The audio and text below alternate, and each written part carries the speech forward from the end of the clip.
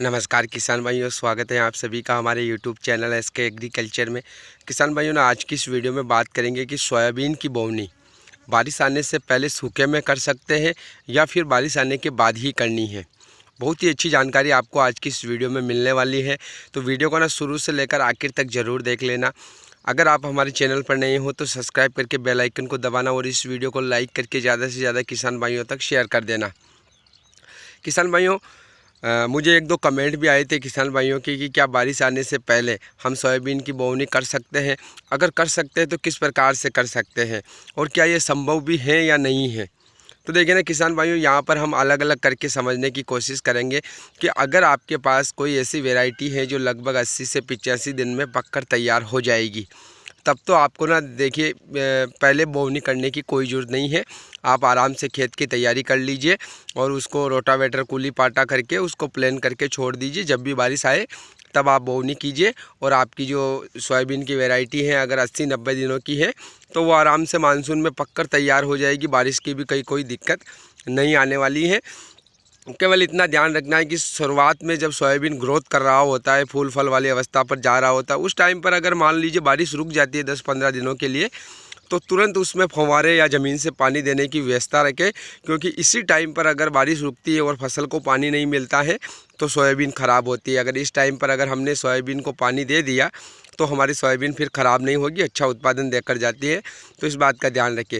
तो फिर ये सवाल आता है क्यों है कि हम सूखे में बोवनी कर सकते हैं या नहीं कर सकते, और कर सकते हैं तो कैसे कर सकते हैं। देखिए किसान भाइयों, अभी इस बार क्या हो रहा है कि मध्य प्रदेश और राजस्थान में इस साइड पर बहुत सारे किसान भाई जो महाराष्ट्र, तमिलनाडु, तेलंगाना और कर्नाटक उस साइड पे जो KDS 726 सोयाबीन की बोवनी होती है, जहाँ पर मानसून जून के पहले सप्ताह में ही आ जाता है और वहाँ पर ये सोयाबीन लगाया जाता है। उस सोयाबीन की डिमांड मध्य प्रदेश और राजस्थान इन क्षेत्रों में भी इस साल बढ़ रही है।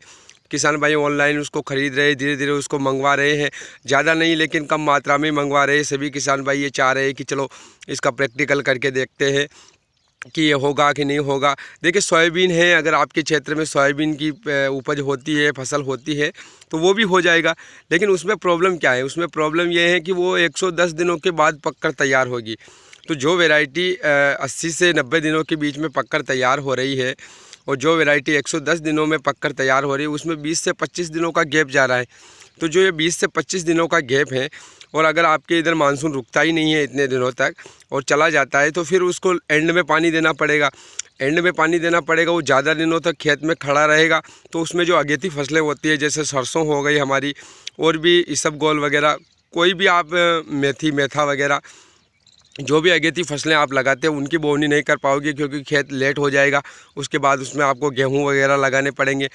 तो इसमें किसान भाई क्या करते हैं कि लगभग राजस्थान और मध्य प्रदेश में 15 से 20 जून के बीच में मानसून आता है।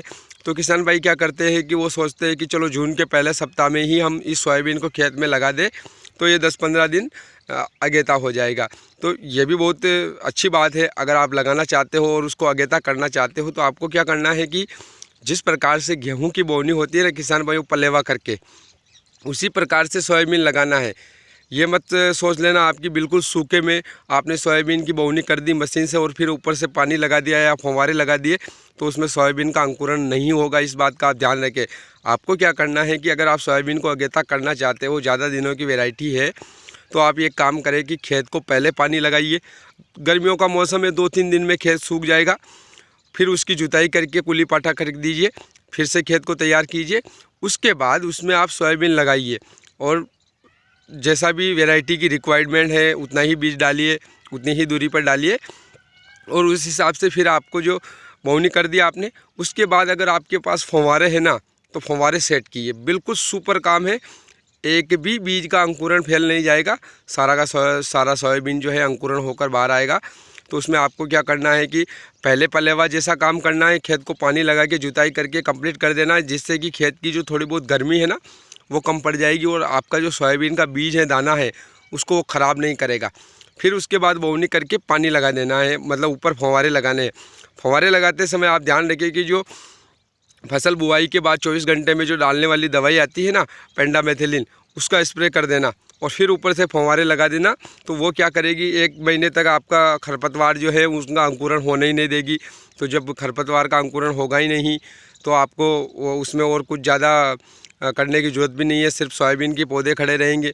तो इस प्रकार से आप जो है ना अगेती सोयाबीन भी अपने खेतों में लगा सकते हो, अगर आपके पास ज़्यादा दिनों की वैरायटी है तो उम्मीद है आपको ये वीडियो ज़रूर पसंद आई होगी। लाइक शेयर सब्सक्राइब जरूर करना। मिलते हैं अगली नई वीडियो में, तब तक के लिए धन्यवाद।